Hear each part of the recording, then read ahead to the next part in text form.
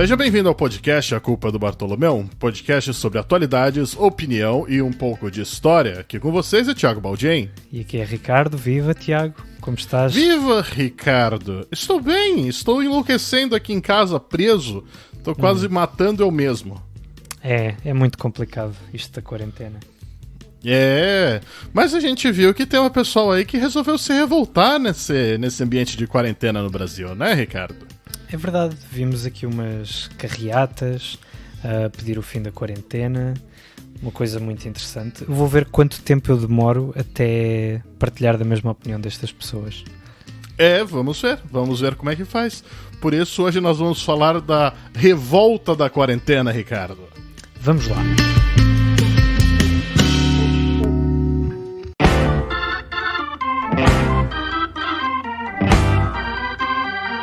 Bom, Ricardo, antes da gente falar sobre essa revolta da quarentena, eu gostaria de mostrar para você que isso não é uma primeira revolta no Brasil sobre alguma ação de saúde pública.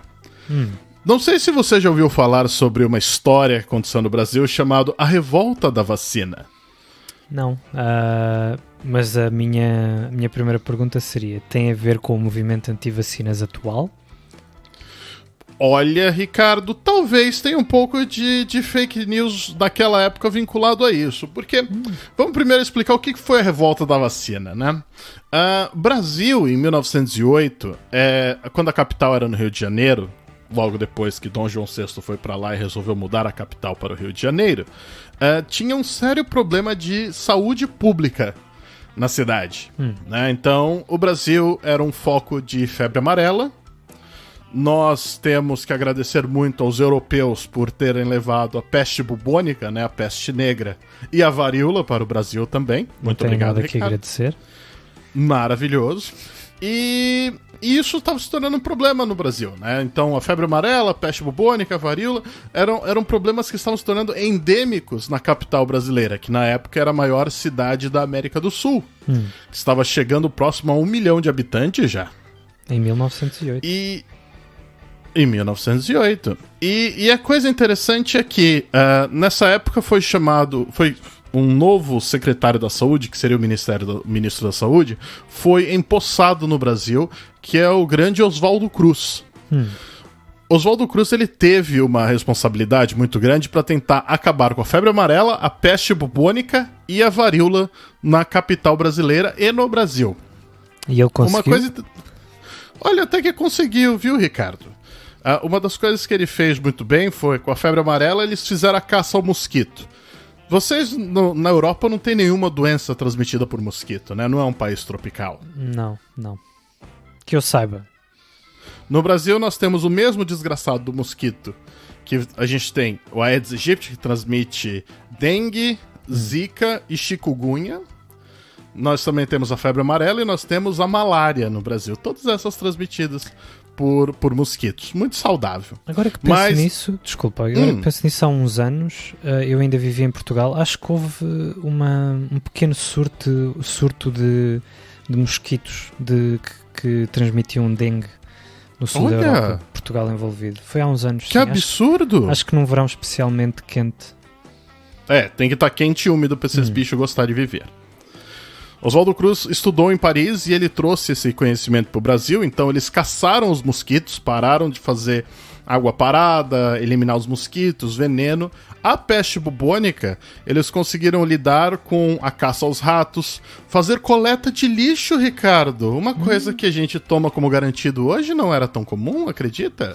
Acredito. Eu lembro-me, por falares em água parada, em recolha de lixo, lembro-me de um professor de hidráulica que tive, que dizia que gostava muito de dizer que os engenheiros civis tinham salvo mais pessoas durante a história da humanidade do que os médicos por causa dos sistemas de saneamento básico. Exatamente. Olha, eu posso concordar, porque temos muitas doenças no Brasil e muitas mortes causadas pela falta de saneamento básico. Bom, mas por essas duas coisas que Oswaldo Cruz lutou e deu muito certo, a varíola era uma coisa que não dava para você lidar com agentes externos. A varíola, a única forma de você prevenir na época era vacinando as pessoas. né? E como você pode imaginar, naquela época o pessoal não tinha muita informação, né? Então, as ações do governo foram tanto quanto agressivas. Há relatos que agentes do governo entravam em casas, levantavam a saia das mulheres e davam a injeção nelas. Meu Deus. Algo muito, muito agressivo, né? É. E com isso, com essas ações do governo, o que aconteceu? Começaram a surgir as fake news dos anos 1900, né? Haviam algumas coisas, por exemplo, muito semelhante ao movimento anti-vacina, falavam que estavam, dentro dessas vacinas, estavam passando a doença para as pessoas. Você não estava curando as pessoas, você estava envenenando as pessoas para elas morrerem. Eles estavam achando que era uma ação higienista para acabar com o povo pobre da cidade, Ricardo. E acredito que, tal como hoje em dia, isso, à velocidade do tempo, se tenha propagado muito rapidamente. Sim. E outras coisas que também atrapalharam muito na época, que levaram às revoltas, foram a questão do pessoal desconfiar muito da política, dos políticos da época, né? Porque há relatos da época que haviam muitos despejos causados pelo presidente mesmo e pelo governador do estado, garantindo para fazer a nova urbanização da cidade. O pessoal saía de manhã, voltava à tarde, a casa já não estava mais lá. E o pessoal tinha sido despejado sem ser avisado. E com a soma de tudo isso, né, um monte de fake news, um monte de informação e falta de comunicação do governo com a população explicando a real função de tudo isso, o pessoal se revoltou e foi às ruas protestar contra as vacinas. E tiveram conflitos com os agentes sanitários, conflito com a polícia, tudo mais. E o mais interessante é que depois desses protestos, houve um real surto de varíola no Rio de Janeiro que matou mais de 6.400 pessoas. E depois disso, as pessoas... Houve uma mudança de opinião relativamente à vacinação? Ou seja, acabou isso por ser uma vacina natural contra o protesto? Bom, o que ajudou muito, depois desses protestos, esses protestos ajudaram a melhorar as ações do governo. O governo, na época, ele foi extremamente agressivo, forçando as pessoas a tomarem as vacinas de uma hora para outra, sem explicar claramente as informações e sem suprimir as informações falsas. Então, qual que foi a grande ideia que eles começaram a gerenciar em cima disso? Foi informar a população, explicar por que aquela atitude era boa e correta, e com isso as pessoas começaram a se vacinar e com isso eles conseguiram resolver o problema. Muito bem, então temos a revolta da vacina no Brasil em 1908. Mas lembrando, Ricardo, essa ação foi por falta de informação, por falta de explicação clara do governo, as pessoas se revoltaram e foram contra as vacinas. Mas, 10 anos depois, tivemos um evento no Brasil que essas estratégias de lidar com a população iriam ser colocadas à prova.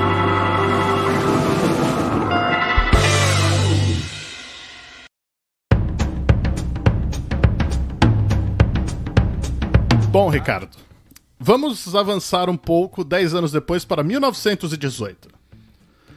Época da chegada da espanhola. É verdade. Você sabe que espanhola estou falando? Da gripe pandémica?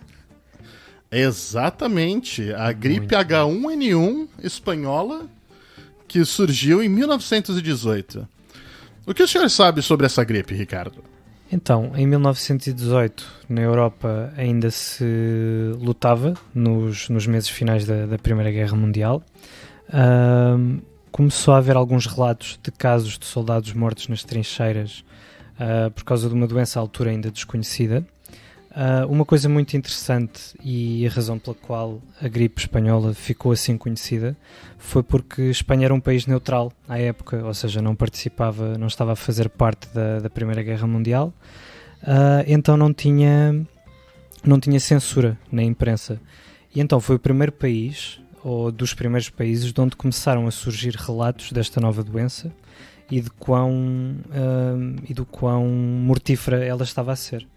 E então, não só por isso, mas também por razões políticas, que são bastante interessantes, a Inglaterra começou a associar, principalmente, esta gripe, começou a chamá-la de gripe espanhola, dado que a maioria das notícias que vinham sobre a gripe vinham de Espanha. Entendi. Por isso é muito interessante. Fala-se de que a gripe possa ter tido origem também na China. É muito disputado. Acho que hoje em dia já ninguém acredita que a gripe tenha tido origem em Espanha. Foi claramente o aproveitamento de uma situação. Mas sim, a gripe ficou com este epíteto de gripe espanhola por essa razão. Isso é bem interessante. Uma coisa também que eu andei lendo sobre isso é que há possibilidade da gripe espanhola ter se originado na América. Porque o último surto de H1N1 que nós tivemos em 2009, ele surgiu no México. Né? Ele não... Por mais que tenha muita gente que acaba falando que surgiu na China por falta de informação, mas ele surgiu no México. Então há um risco de ter saído da América também. Mas é muito difícil você associar. Mas aí que vem a coisa interessante, né, Ricardo? Naquela época a informação era algo difícil de chegar, né? Ou você só teria informação por meio de cartas, ou por meio de telégrafo, ou coisa do gênero. E essa informação... Os jornais, sim, mas os jornais tinham que receber por alguma forma, né? Ou se chegava por carta ou chegava por telégrafo. Peço perdão. Exato, os jornais faziam essa notícia. E essa informação, ela realmente começou a chegar aos poucos no Brasil, quando a gripe começou a se espalhar. E vendo alguns relatos de alguns artigos, você começa a reparar algumas semelhanças muito grandes com essa pandemia de coronavírus. Como o Brasil reagiu e como determinadas informações chegavam estranhas. Por exemplo, Ricardo, você acha que teorias da conspiração são coisas novas? Vamos dizer assim, recentes? Eu pensava que sim, mas aparentemente já são coisas até bastante mais antigas do que a maior parte de nós pode pensar. E nós temos aqui umas bem interessantes sobre a gripe espanhola para contar. Maravilhosa, Ricardo. Ricardo, você, por favor, leria este belo trecho da revista A Careta, número 537, do ano de 1918 pra gente? Esse pequeno trecho contando a origem da doença? A influenza espanhola e os perigos do contágio. Esta moléstia é uma criação dos alemães que a espalham pelo mundo inteiro, por intermédio de seus submarinos. Nossos oficiais, marinheiros e médicos de nossa esquadra, que partiram há um mês, passam pelos hospitais do front, apanhando no meio do caminho e sendo vitimados pela traiçoeira criação bacteriológica dos alemães, porque, em nossa opinião, a misteriosa moléstia foi fabricada na Alemanha, carregada de virulência pelos sabichões teutónicos, engarrafada e depois distribuída pelos submarinos que se encarregam de espalhar as garrafas perto das costas dos países aliados, de maneira que, levadas pelas ondas para as praias, as garrafas apanhadas por gente inocente espalhem o terrível morbus por todo o universo, desta maneira obrigando os neutros a permanecerem neutros. Ricardo, você viu alguma história que relembre isso nessa pandemia de coronavírus, Ricardo? É bem interessante porque já houve assim duas grandes teorias da conspiração, uma de que teriam sido os Estados Unidos, esta primeira veiculada pela China, de que teriam sido os Estados Unidos a levar para a China o vírus, e a outra exatamente o contrário, de que teria sido a China a criar este vírus em laboratório para depois o libertar. E isso é muito interessante, né? Porque você vê como a história realmente fica cíclica, né? Quando a doença não estava, pelo menos ao Brasil chegando, ela não estava tão real, se davam-se as teorias de como isso estava surgindo, né? E a mesma coisa foi para os Estados Unidos, a mesma coisa está sendo para o Brasil, que tá várias notícias falando que foi a China que criou isso para acabar com o mercado americano e ele se tornar a maior potência do mundo. E você vê, lógico, com esse conhecimento da época, você vê que uma teoria da conspiração já foi criada naquela época e poderia ter sido usada para se informar na cidade e as pessoas conversando nas ruas da capital brasileira, falando: este negócio foi criado pelos alemães para acabar com os países que estão neutros, para eles não entrarem na guerra e eles vencerem a guerra. É muito igual. Não é assustador isso? É muito assustador porque... E eu acho que é por isto, agora fazendo aqui um pouco à parte, que eu gosto tanto de história, é porque ao ler sobre estes episódios que marcaram depois o futuro, nós aprendemos que muito daquilo que nós achamos que é de agora, que é uma coisa recente, como as teorias da conspiração, como as notícias falsas, na verdade já existem há muito, muito tempo e conseguimos, exatamente como tu disseste, traçar paralelismos quase que são muito, muito evidentes, em que se aproveitam razões políticas, económicas, neste caso específico da guerra. Exato. Para culpando os alemães, que eram os grandes inimigos da época, né? Exatamente. Por isso é muito, muito interessante. E não foi só isso, né? Você decorrendo sobre isso, porque o foco nosso aqui nesse episódio é a gente falar das semelhanças da gripe espanhola com o que está acontecendo hoje. E tem outros relatos que você vai pesquisando e você vê como também existia aquela ideia anticientífica. Só que a ideia anticientífica eu posso até entender no início do século XX e não entender hoje, mas é muito semelhante. Nesse artigo que a gente usou como referência para fazer nosso episódio, que nós vamos colocar no YouTube, existe um parágrafo que eles dizem que as pessoas tinham medo da ameaça da medicina oficial e da ditadura científica. Ricardo, isso é tão 2020. É muito 2020. Achar que há sempre... que há uma razão obscura por detrás das coisas e que nos querem obrigar... Exatamente, e que nos querem obrigar a ser vacinados a certos procedimentos de higiene que têm um motivo obscuro por trás, quando na verdade o que eu acho que isto demonstra é que as pessoas acreditam sempre naquilo que querem acreditar. E se tu fores naturalmente desconfiado das instituições do teu país e naturalmente desconfiado dos políticos, tu vais muito mais rapidamente acreditar neste tipo de teorias da conspiração. E é isso que é uma coisa que eu tô vendo no Brasil, que veja que essa ideia de desacreditar nos políticos vieram da parte da revolta da vacina, que ajudou muito, porque o governo está mandando eu fazer isso, e hoje no Brasil a gente tem todo o grupo político, pelo menos o grupo político sensato, que diz que a doença que está vindo, que é o coronavírus, é uma coisa séria. E você tem hoje o Jair Bolsonaro, que é o nosso presidente, que diz que não é uma coisa séria, que é uma coisa corriqueira, que é só uma gripezinha. Esse cara simboliza todas as pessoas que são céticas à política. E nós somos naturalmente céticos à política. E aí tem esse cara dentro da política falando totalmente o contrário ao que todos os políticos dizem, né?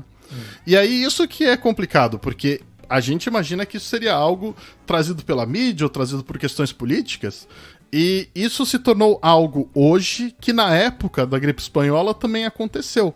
Porque graças a essas informações passadas entre áreas que não eram políticas ou entre as informações entre jornais e médicos e pessoas que não queriam dar o alarde, textos da época, eles apresentavam que davam uma visão que se fazia muito alarde por uma doença corriqueira, que era o caso da gripe espanhola. O pessoal achava que na época era uma doença corriqueira. E hoje no Brasil nós temos o presidente da República falando que era uma doença corriqueira, que alguns vão morrer como morre numa gripe. E é absurdo, porque o Trump também estava com esse papo, né? Que era uma doença corriqueira, né, Ricardo? É, só mais uma gripezinha. Sim, e é muito interessante ver, lá está, com 100 anos de diferença, este paralelismo com a desvalorização da doença, porque eu acho que todos nós, e eu incluo-me nessas pessoas, desvalorizaram um pouco isto ao início, quando parecia que era uma coisa que só estava a acontecer na China. Mas há um momento em que nós nos apercebemos da verdadeira gravidade da situação. E a partir daí, os políticos, a maior parte deles, acompanharam isso e tomaram medidas no sentido de proteger as populações, no sentido de proteger os serviços de saúde dos países. Mas aparentemente no Brasil ainda há quem primeiro não saiba de história, suponho. Sim, e segundo... eu acho que esse é o grande ponto. Aquela coisa... Não sei se tem em Portugal, Ricardo, aquele aluno que sempre vira professor e fala: professor, por que eu preciso saber história? Sim. Porque é que eu preciso saber coisas que já passaram? Qual é que é o interesse? É muito interessante. E por isso é que eu digo que eu acho que estudar história e ler sobre isto é muito... torna-nos mais humildes, porque lá está, mais uma vez percebemos que aquilo que nós pensamos que são invenções nossas ou da nossa geração, na verdade, já existem e já circulam há muito mais tempo. Que são invenções da ação humana, né? Exatamente. O ser humano naturalmente cria isso. E assim, as semelhanças da gripe espanhola com a de agora não acabam por aí. Uma coisa que você vê, Ricardo, é que essa doença, quando ela começou a chegar no Brasil, quando começaram a ter os primeiros relatos, ela ainda tinha aquela visão de ser uma doença comum e corriqueira que atacava especialmente indivíduos idosos, Ricardo. E deram um nome muito boa pra gripe espanhola quando chegou no Brasil no começo, Ricardo. Sabe qual que era o nome? Qual é que era? Limpa-velhos. Quando, na verdade, era exatamente o contrário, certo? Sim, não, matava velho também, Sim, mas quem se ferrou mesmo na gripe espanhola foi o pessoal entre 20 e 40 anos. Que é muito interessante. Exato. E afetou especialmente nas áreas que tinham uma deficiência na estrutura sanitária, que no caso hoje no Brasil são as favelas que existiam desde aquela época, em lugares como cortiços e etc., que eram um sério problema.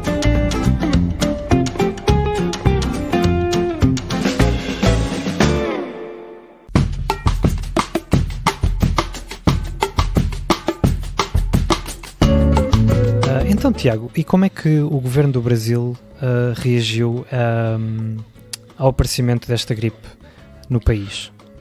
Olha, infelizmente, o ministro da Saúde, que seria o secretário da Saúde, que é o nome correto da época, mas seria equivalente ao ministro da Saúde hoje, ele não soube agir muito bem. Ele demorou para agir, as pessoas começaram a morrer, e ele não teve nenhum plano para lidar com a doença. Ou seja, as pessoas não ficaram confinadas, as pessoas não tinham como lidar com a doença.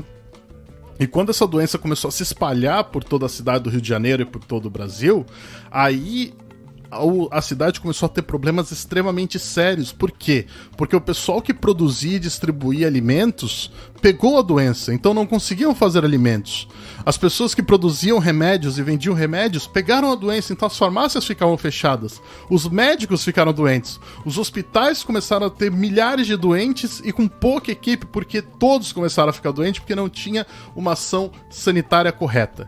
E foi nesse momento que surgiu do horizonte, Ricardo, o grandíssimo Carlos Chagas, que foi o cara que descobriu a doença de Chagas e é um dos maiores sanitaristas do Brasil. Ele surgiu logo após a situação calamitosa que aconteceu. Existem relatos da época. O senhor leria um relato para nós, Ricardo? Foi uma coisa pavorosa. Nunca, em toda a minha vida, vi algo que chegasse perto daquela sassânida infernal. Não tinha na cidade rua em que pelo menos uma casa a família inteira fenecera. Em muitas, todos da família estavam acamados e cabia a quem pela rua passasse alimentar e dar remédios. Geralmente eram os coveiros, lixeiros e policiais que acudiam, dando remédio e alimentando, às vezes a família inteira que tinha caído doente. As pessoas colocavam panos negros nas janelas e portas das casas para que eles soubessem que ali tinha gente doente e viessem socorrer. O pior de tudo é que estava morrendo gente aos borbotões, e o governo dizia nas ruas e nas folhas que a gripe era benigna. Certo dia, as folhas noticiaram mais de 500 óbitos, e mesmo assim a gripe era benigna, benigna, benigna. As mortes eram tantas que não se dava conta do sepultamento dos corpos. Na minha rua, da minha janela, se via um oceano de cadáveres. As pessoas escuravam os pés dos defuntos nas janelas das casas para que a assistência pública viesse recolher. Mas o serviço era lento, e aí tinha a hora em que o ar começava a empestear. Os corpos começavam a inchar e a apodrecer. Muitos começaram a jogar os cadáveres em via pública. Quando a assistência pública vinha recolher os cadáveres, havia trocas dos podres por mais frescos. Era um cenário mefistofélico. Que cena bela, é não? É muito arrepiante as imagens que este pequeno texto nos deixa na cabeça. É muito arrepiante. Sim, e é algo que isso demonstra o que pode acontecer com uma cidade que não faça nada para conter uma pandemia, para conter uma epidemia desse nível. Porque, como eu havia falado antes, que haviam relatos onde faltavam alimentos, remédios e médicos, não porque não tinha como produzir, é porque as pessoas se adoeceram e elas não tinham como trabalhar. E se a cidade tivesse tomado ações corretas de tentar conter a disseminação da doença, talvez isso não acontecesse. Você recolhia parte da cidade e esses pontos principais eles conseguiriam lidar com todos os problemas. A parte que mais me assusta é você imaginar que eles recolhiam as pessoas mais podres que estavam no chão, os corpos mais podres, e deixavam mais fresco para vir colher depois. É assustador. E outra coisa que eu acho muito interessante neste texto é dizer que o governo, mesmo com a notícia das mortes, mesmo com tudo aquilo que as pessoas viam, continuava a dizer a gripe é benigna. E faz-te lembrar alguém? É. Lógico que faz, Ricardo. Tem um senhor aí que deletaram os tweets dele recentemente que fala que não tem problema, que é só uma gripezinha, que todo mundo pode voltar a trabalhar. É impressionante como as coisas são do jeito que são, né? São iguais. As coisas se repetem. Bom, mas depois que tudo isso acontecera, Carlos Chagas veio e assumiu a Secretaria da Saúde logo depois de todo esse caos no Rio de Janeiro, né? Carlos Chagas ele era considerado o herdeiro científico de Oswaldo Cruz, que foi o que conseguiu lidar com a febre amarela, a peste bubônica e a varíola no Rio de Janeiro e no Brasil. E ele começou a trazer soluções como quarentena, Ricardo. Ou seja, as pessoas deveriam ficar em casa, deveriam se isolar, e as pessoas que tinham doença não poderiam nem sair de casa, ficar totalmente isoladas, e as pessoas ajudavam. Só que aí começaram alguns questionamentos, Ricardo, da sociedade.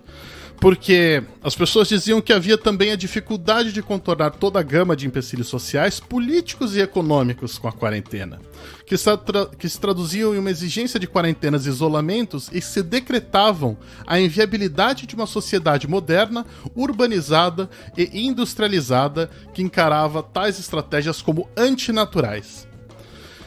Ou seja, quando Carlos Chagas sugeriu que fosse feita uma quarentena na cidade, teve gente que foi contra por causa das razões econômicas, que não fazia sentido fazer algo disso numa sociedade moderna.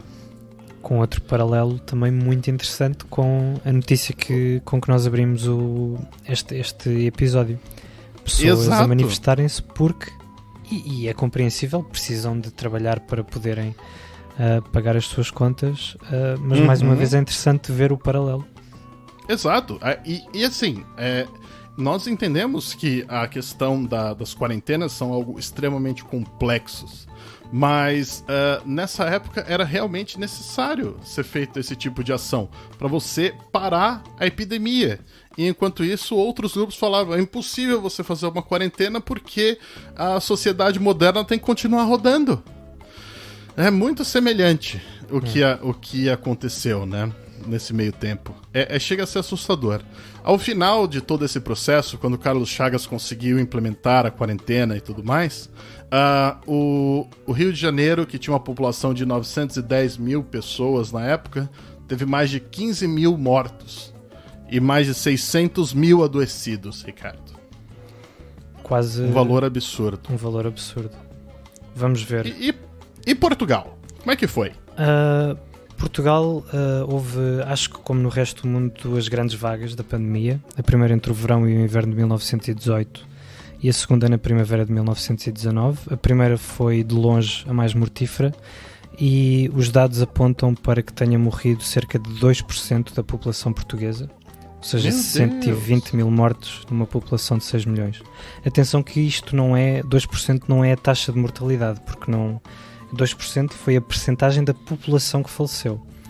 Ou seja, meu Deus, não terá sido, podemos assumir que não terá sido infectada toda a gente, portanto podemos imaginar qual não terá sido a taxa de mortalidade.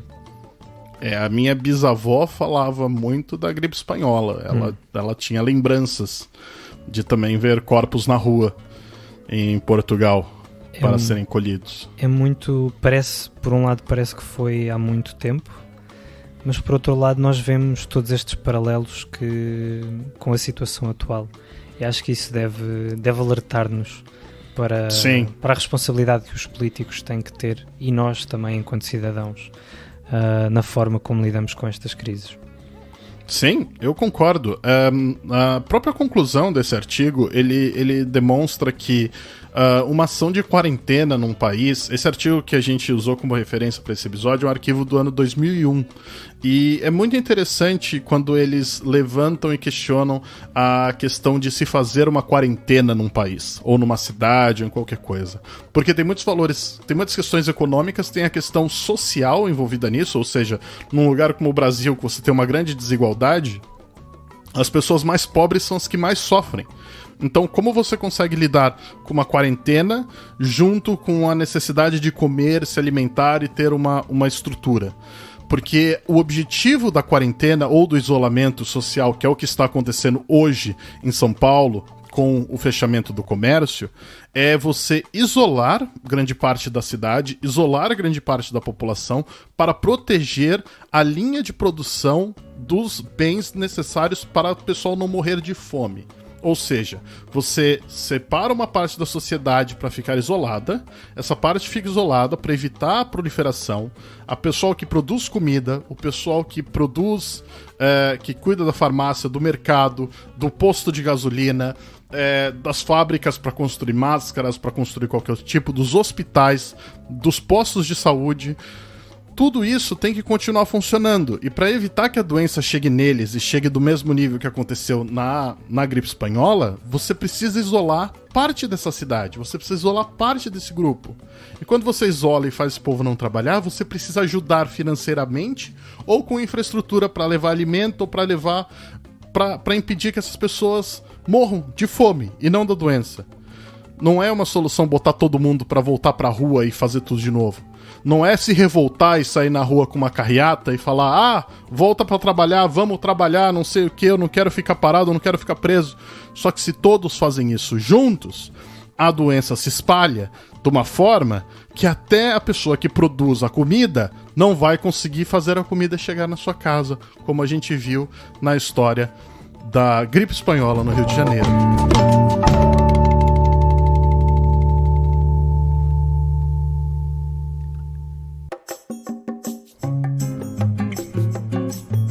Então, Ricardo, vamos ver de quem é a culpa dessa história toda, Ricardo? Não pode ser do Bartolomeu esta semana. Ele não estava vivo na altura da gripe espanhola. É impossível ter apanhado gripe espanhola. Ah, é? Tem certeza, Ricardo? Eu diria que sim. Mas, Ricardo, eu achei uma notícia aqui. Então? Gripe põe Bartolomeu Dias de quarentena. Não é possível. Aqui, olha só! Oh, não! É uma fragata chamada Bartolomeu Dias, Ricardo! Olha só! Meu Deus! Então o que é que aconteceu na fragata? Aparentemente, o pessoal na fragata pegou H1N1, a mesma linha de gripe que foi a gripe espanhola, Ricardo. Mas que bem. Bartolomeu Dias está mesmo em todo lado. Meu Deus, ele é onipresente, é Ricardo. Incrível. Maravilhoso.